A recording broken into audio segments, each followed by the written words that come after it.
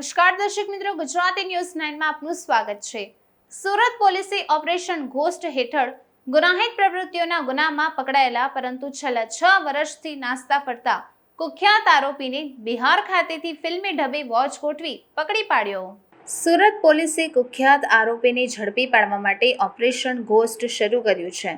દરમિયાન સુરત ક્રાઇમ બ્રાન્ચની ટીમને બાતમી મળી હતી કે કુખ્યાત આરોપી પ્રવીણ રાઉત બિહાર તેના વતન ગોરમા ગામ ખાતે છુપાયેલો છે।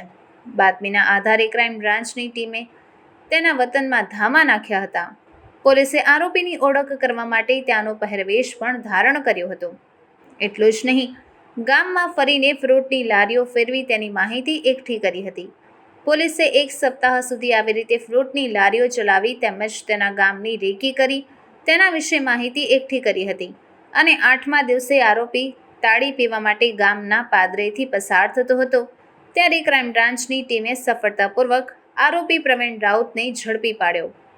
વેસુ વીઆઈપી રોડ ભરથાણા સ્થિત ડીજીવીસીએલ કંપનીની ઓફિસ નજીક ઉમિયા બંગલોઝમાં રહેતા સોફ્ટવેર એન્જિનિયર અંશુ સુનિલ પાંડે ગત 15મી જૂને પત્ની નીતુ અને પુત્ર કાર્તિક સાથે ગોવા ગયો હતો, જ્યારે તેના માતા પિતા અને નાના 2 ભાઈ સહિતના પરિજનો ઘરે હોવાથી પોતાના બેડરૂમને લોક કર્યું ન હતું।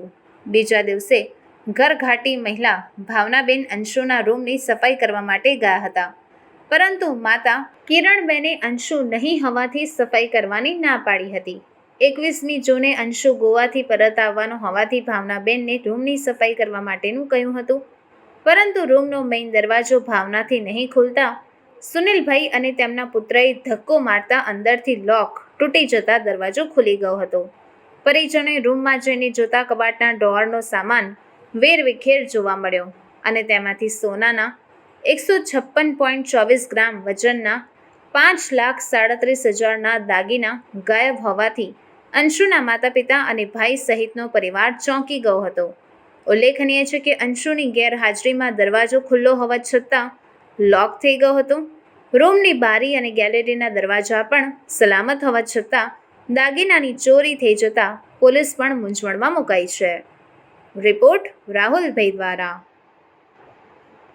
बहुत बड़ा व्यापारिक केंद्र है, औद्योगिक केंद्र है और इसी के कारण कुछ एक अपराधी भी सूरत की ओर आकर्षित होते हैं।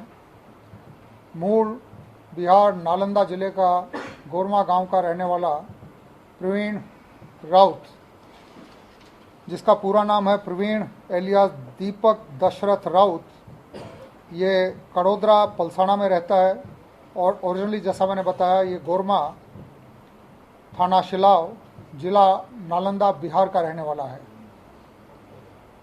यह आदमी यहाँ छोटे छोटे अपराध करने के साथ अपना प्रभुत्व इसने बढ़ाया, अपना गैंग को बड़ा किया और वर्ष 2015 में जो जग्गा मालिया का मर्डर हुआ, जग्गा मालिया बूटलेगर था, उसके मर्डर के बाद इसका वर्चस्व बढ़ा। 2016 में इसको बेल मिली 7 दिन के लिए और उसके बाद ये आदमी पुलिस की नज़रों से बाहर रहा बेल जम करने के बाद। इस आदमी ने स्थानिक जितने भी गुनहगार थे उन सभी के साथ संपर्क अपना बनाए रखा और बिहार, बंगाल, उड़ीसा के ग्रामीण विस्तारों में सिम कार्ड किसी लेबरर यानी मजूर या किसान के नाम पे लिया हुआ सिम कार्ड का दुरुपयोग करके ये कॉन्फ्रेंस कॉल करके अपने अपराधी मित्रों के थ्रू विक्टिम से बात करता था, उनको धमकी देता था और उनसे फिरौती उघराता था। खंडनी का ये जो दुष्चक्र था, इसको लेके लोगों के दिमाग में एक डर था और क्योंकि आदमी सूरत में नहीं था, पुलिस के पास इसका लेटेस्ट हुलिया भी नहीं था, इसके लिए बहुत लंबा एक ऑपरेशन चलाया गया जिसको ऑपरेशन घोस्ट का नाम दिया गया। हमारी टीम में काफ़ी लंबे होमवर्क के बाद 2 पीएसआई और 6 और पुलिस के आदमी बिहार गए। वहाँ उन्होंने इस गांव के आसपास वहाँ इसके बारे में संपूर्ण सूचनाएं, माहिती, इन्फॉर्मेशन एकत्र की। मैं बिहार एसटीएफ का भी आभारी हूँ, उन्होंने पूरी तरह से हमें इस ऑपरेशन में मदद किया। हमारी टीम ने वहाँ अपना पहरावा भी बदला और तरह तरह के,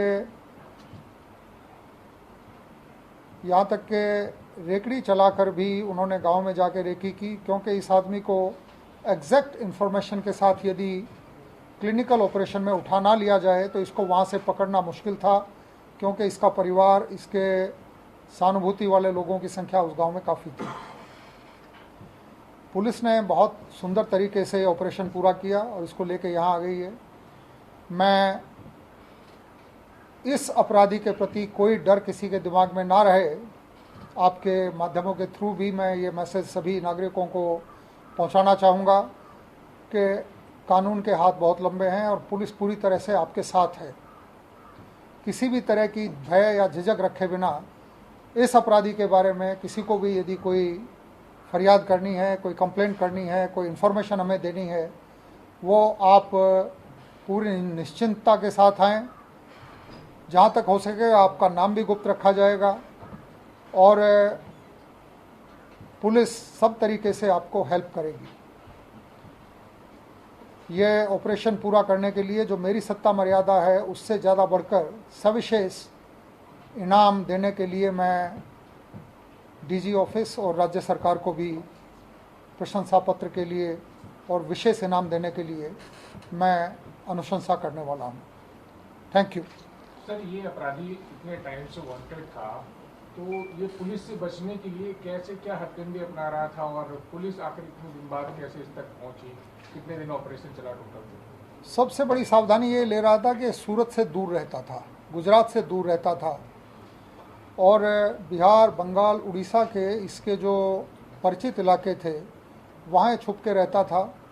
वहाँ जैसे मैंने बताया किसी और के नाम से लिए हुए सिम कार्ड, जिनके मालिकों तक सही जिसके नाम पे सिम कार्ड है उस तक आप पहुंच भी जाएं तो आप प्रवीण राउत तक नहीं पहुंच सकते थे, क्योंकि इसके साथ उस आदमी का कोई कांटेक्ट नहीं था, वो इसको जानता भी नहीं था।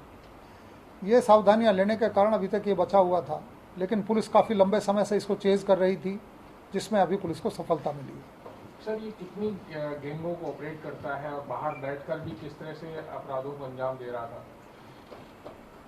ये इसके जो परिचित इसके गैंग के मेंबर्स हैं, इसके साथ काम करने वाले जो अपराधी हैं, उनके फ़ोन पे कॉल करता था गलत नाम से लिए हुए सिम कार्ड से, और अपने साथियों के फ़ोन से कॉन्फ्रेंस कॉल के थ्रू ये विक्टिम्स को डराने के लिए, धमकाने के लिए और उनसे खंडने यानी एक्सटॉर्शन करने के लिए इस पद्धति से वो डराता था। सर, ये भी इसके बारे में पता चल रहा है कि छोटे बच्चों का भी इस्तेमाल अपराध में करता है। हो सकते तो ये राजकोट जेल से फिर से एक्टिव हुआ तो? इस तरह की कोई आशंकाओं की आवश्यकता नहीं है। ये सब चीज़ें पुलिस के ध्यान में हैं और आप भी जो चीज़ हमारे ध्यान पे लाएंगे उसका भी हम ध्यान रखेंगे। Thank you. छोटे बच्चों का भी इस्तेमाल अपराध की दुनिया के लिए करता था, सब बता।